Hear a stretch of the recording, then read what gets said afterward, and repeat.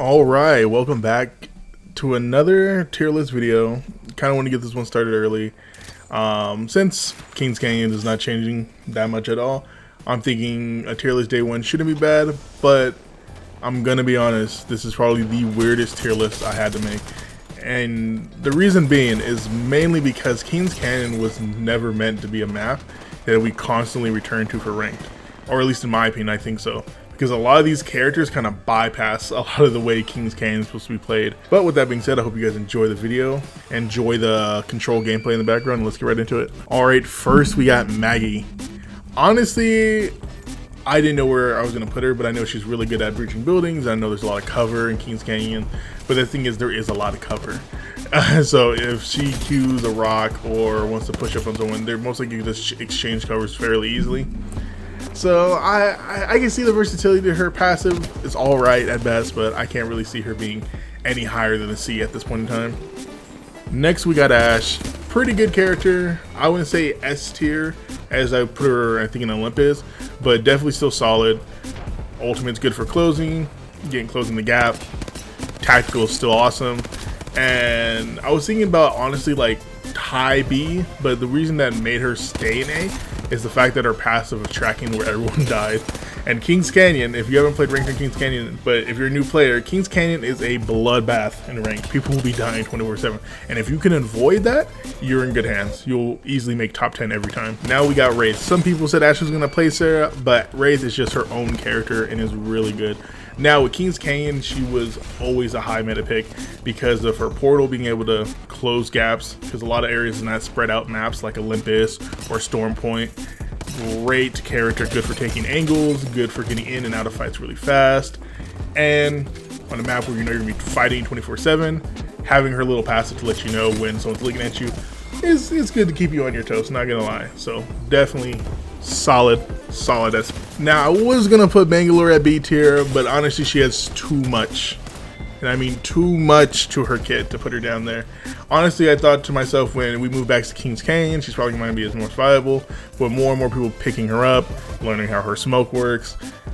It's just hard. It's just hard not to see her as A+. The smoke to cover gaps or areas when you're trying to escape combat. Her ultimate to take people off high ground. Good at gauge, good at escape. You know, it's her passive, which is really underrated.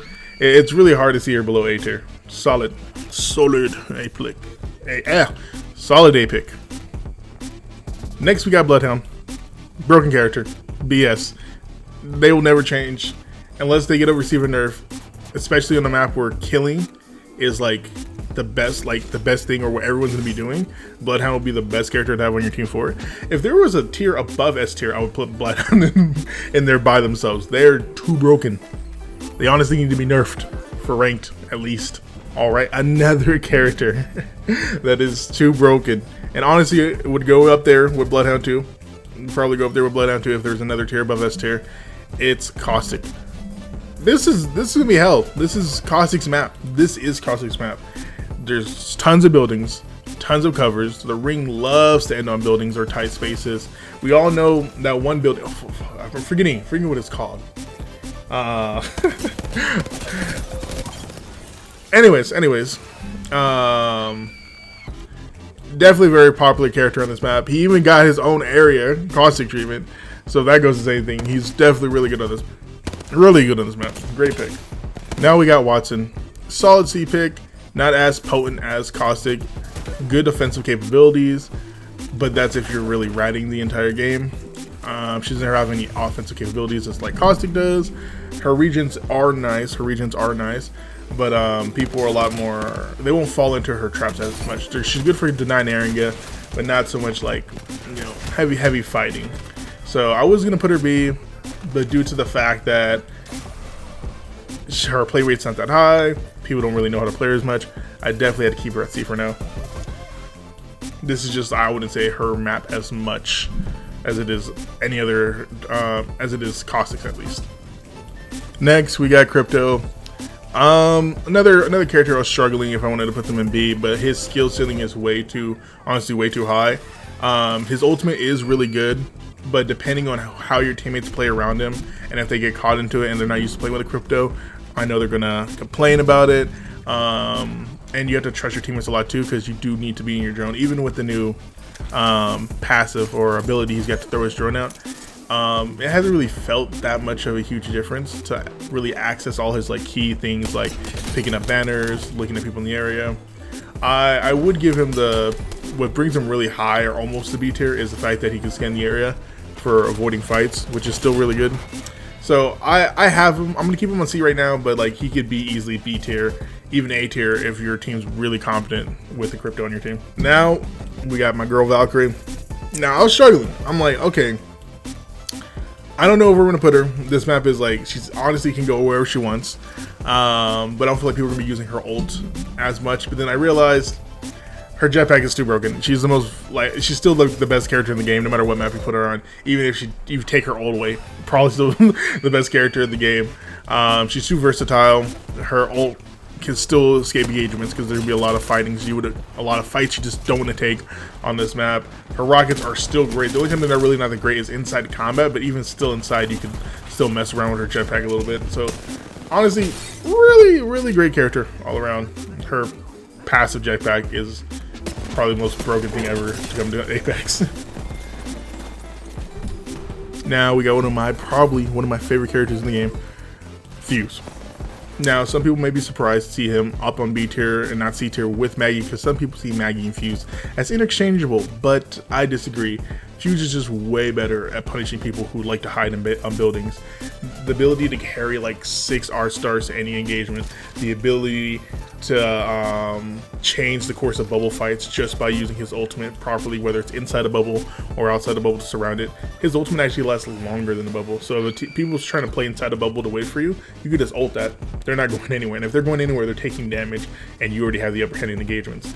Being able to knuckle cluster inside enemies' bubbles, knuckle cluster inside your bubble so people don't push your bubble, it's just really good. And I honestly think the higher level play you go up there, Fuse is definitely going to benefit you.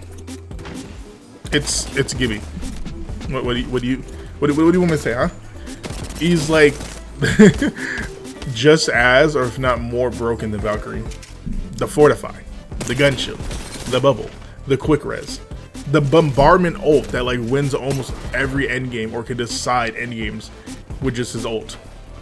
He's broken. That's enough said. One of the best characters in the game. If you're looking to climb solo queue or with a team, Gibby is your man. Gibby is your man. Next, we got Horizon. And if any of you guys watch comps, you've been seeing how potent, how more of a play rate she's been getting.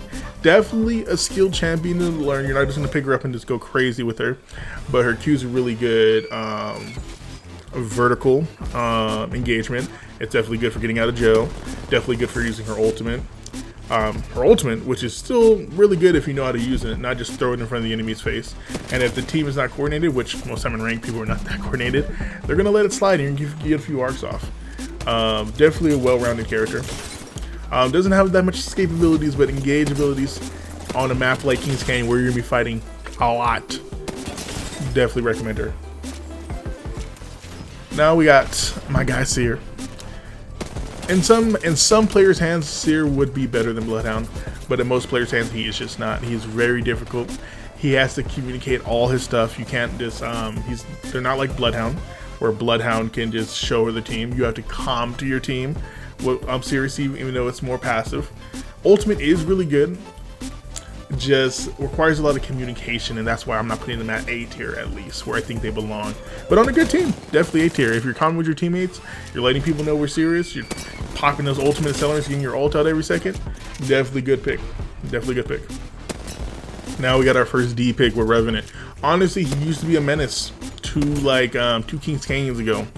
He used to be crazy, but the thing is with Revenant, he has been severely nerfed. Everyone sees his ultimate. You're slowed on recall.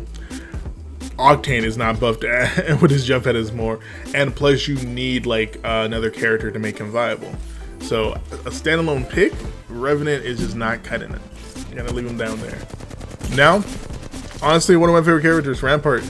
Yes, I'm putting her D. You might see me play solo queue range with her and Masters, but mind your business. Mind your goddamn business, okay? I do what I do.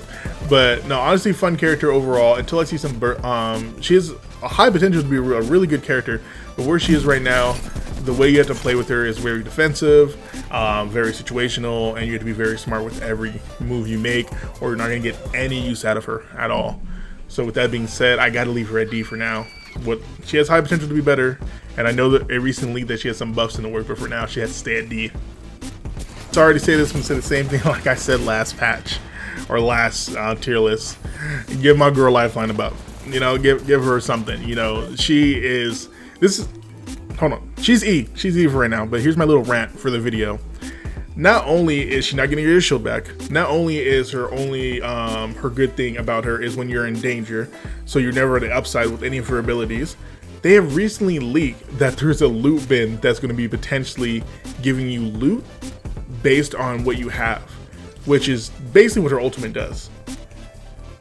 She is losing value by the patch. They don't love her.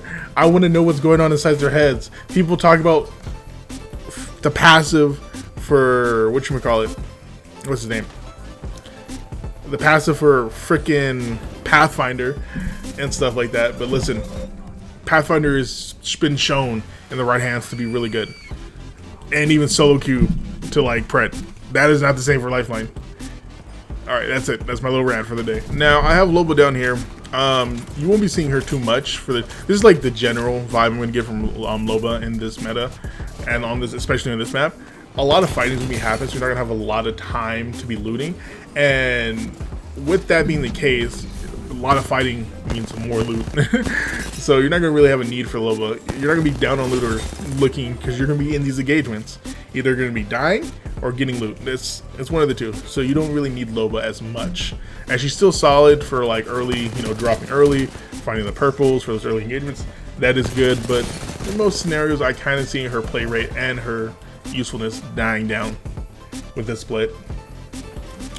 Now Mirage, I kind of was thinking E with him, but honestly, he's going to be there with D. Honestly, another character like Rampart has her usefulness. They have a lot of opportunities to, you know, show off and do stuff. Not to mention his ultimate comes back really fast. Just in the general public's hands for ranked, I don't really see him popping off or adding that much to the team, unlike other legends above him. I was, well, you know, having a little struggle with him. I was thinking A or B, but this Octane is not what he used to be, with his pad being nerfed, his health being nerfed. He's definitely not as crazy as he used to be on King's Canyon, but I can still see him being still useful. So we're gonna leave him at B for now. Definitely gonna do a mid split update for this tier list off of how my game's going, how my friends' games are going, and stuff like that. But for right now, we're just gonna leave him at B for now. Now on to the final pick of the day. We got my boy Pathfinder straight to C. Okay, I'll calm down. Honestly, he, like I said prior in the video, he does have potential to be like solo queued and like pred with his crazy mobility, but that is like top like 0.1% of players. Well, I'm talking about like Asus, It's Timmy's, like those type of cracked Pathfinders. She's not just a character that anyone can play or master and just go crazy with, right? For the general use of his abilities and, you know, the lack of passive he does have, really separating him from the herd, I'm gonna have to put him in C tier. Like even his mobility stuff, like Octane is just far better. With the zip line, you're just going straight forward for the team. You're getting lasered off and stuff like that. He's kind of like a very selfish pick in my opinion, especially with all his abilities. So with that being said, I want to thank you guys for watching the video. Definitely had fun making this tier list, even though it's the weirdest tier list I had to put together, because this tier list was like, I don't think we should be playing ranked on King's Canyons at all. It should not be a thing. Like the characters are obviously being way developed like past this map, and I hope we never come back to it, but yeah, you know, that's just my take. You know, we have a new map, you know, leaks, sorry, spoiler alert, but there's new maps in the works and other stuff like that, so hopefully we don't have to come back here. But thank you guys for tuning in. If you like what you see, if you want to debate me, leave a comment, like, subscribe, all that good stuff, and stay tuned for more. Have a good day. Bounce with it, just bounce with it. Everybody wanna come, I'm announcing it. I'm always gon' get it, I'm always gon' get it. Even if you sit back denouncing it. But I'm a good kid, I rock gold, I'm never gon' sleep with ya. I loved you, I've been wrong, but let me see the whole damn picture. But damn, I got it, super when he popped it. Fake ass ride when he got